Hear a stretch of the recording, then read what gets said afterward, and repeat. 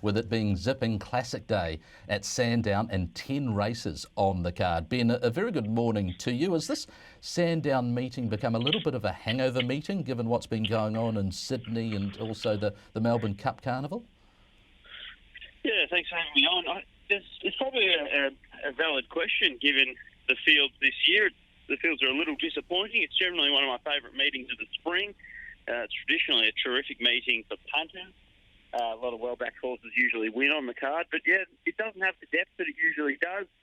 And probably the prize money is lacking a little bit compared to the other spring features here in Melbourne, and it's probably been a little bit of a victim of some aggressive tactics north of the border of Sydney trying to put races on against the Victorian spring, which I don't think really helps anyone, but it's a whole other story. But yeah, I think there's a little bit of a lack of depth today. Okay, we'll start with the Sandown Cup, which is the second on the program. It's over the 2 miles, and Sounders $2.90 from Azuro and Hakey $3.50 and $3.70. Azuro was a pretty decent placing at Flemington over the carnival. Is this a horse that features prominently in your thoughts?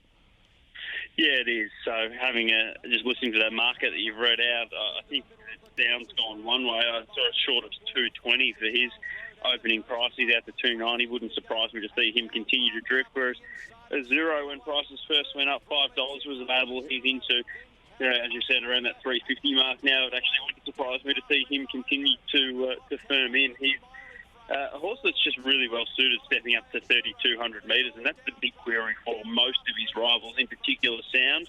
I know Sound ran really well in a Melbourne Cup last time out, actually finished alongside Magic Wand, but I don't think we can use the Melbourne Cup this year, unfortunately, as a genuine staying reference. They just went so slowly, and it probably played into Sound's hands. He was a 3,200 metre winner in Europe, but on his Australian form, it has to be a little query. On the other hand, Azuro, he's been terrific in 3 starts at the distance. He ran second in this race last year behind Yogi. Then he went and won over 3,200 in the Stayers Cup in Sydney. He won the Queensland Cup last preparation, turning the tables on Yogi pretty convincingly. He'll make his own luck somewhere near the speed. I think he's just a really solid horse that should give you a great run for your money today. Sound, I've just got those queries at the trip. Also the fact that, yes, he ran well in the Melbourne Cup, but as I mentioned, my concerns over that as a reference, and you've also got the worry that he's been sort of starting. Yes, he's going around in stronger races, but really, really big prices in Australia, and now you've got to step in and take a relatively short price today at a distance is over with 60 kilos. I think Hackey will run the distance, but there's also that little bit of a query. I want to ride him with cover today when he's probably best suited free rolling. So with those sort of convictions over the opposition, I'm happy to be with Azuro in the Sandown Cup.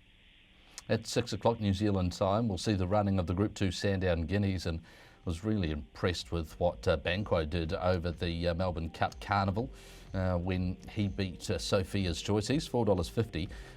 The fillies, they're pretty brazen and also a fare to remember.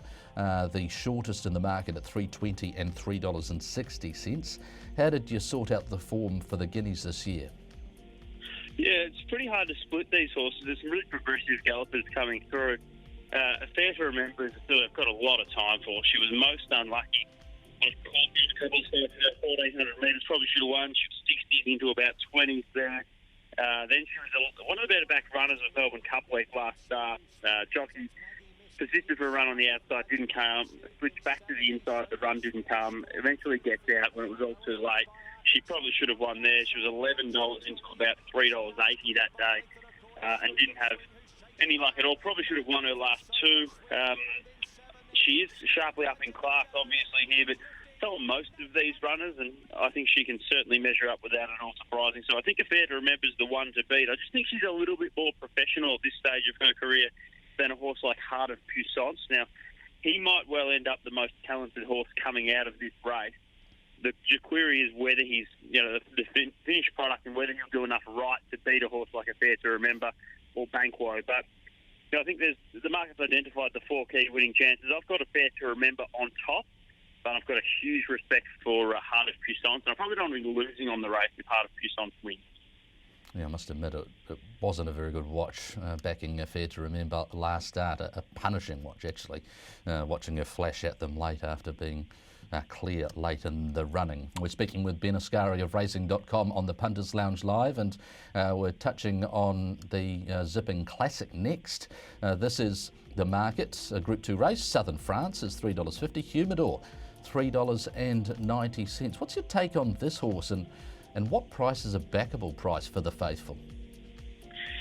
Yeah, I'm not sure with Humidor. I was kicking up for him last time out in the McKinnon Stakes. I thought it was disappointing. He had a few things against him. I thought maybe he'd just been a run behind all preparation coming off the long break. Maybe he wanted to get back to 2,000 metres off a forgivable run in the Moonee Valley Cup. But I thought it was disappointing in the McKinnon. The key might be the blinkers going back on the quick backup. Of course, he ran so well with the blinkers going on in the quick backup the day. He almost beat Winks in a Cops Plate. But I'm starting to wonder whether maybe he's a bit past his best these days. If he could find his best form, he'd win this and win it really easily. But it's just starting to become a concern that does he still want to do it like he used to? So that's the query with Humidor. Southern France, I thought was only fair in the Melbourne Cup. I doubt he was suited being caught wide, and I doubt he was more particularly suited at all by a slow speed. There's queries there. Gallic Chieftain had excuses last time out. He doesn't win all that often. Ventura Storm barely ever wins. You've got a horse like Miss Siska. Will she run the trip? I'm not sure. It's a really tricky race. I thought it was the hardest race of the day, and I found it pretty hard to justify backing any of the runners in the Zipping Classic today, to be honest. Fair play. What have you got for us across the card? What are your best bets?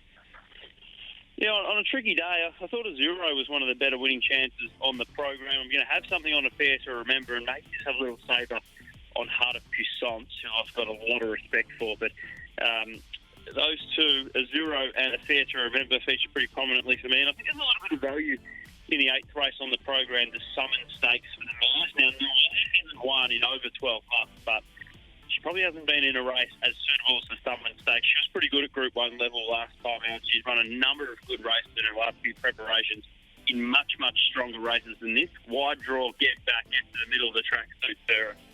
I think she's about $7 or $8 still on an each-way basis. I can certainly have something on Noir.